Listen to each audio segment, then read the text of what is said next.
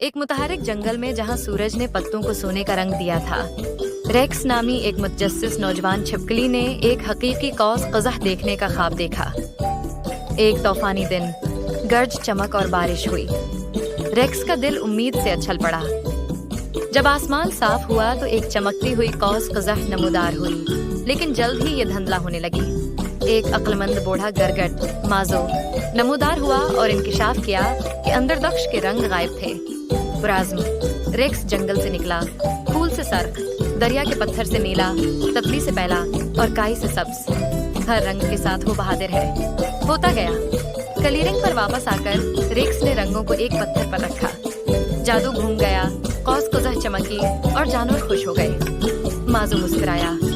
आपके दिलेर दिल की वजह से कौस कज़ह चमकती है। जैसे ही सूरज गुरूब हुआ, रेक्स एक पत्ते के नीचे छुप गया। चमकती हुई कौस कज़ह सर के ऊपर।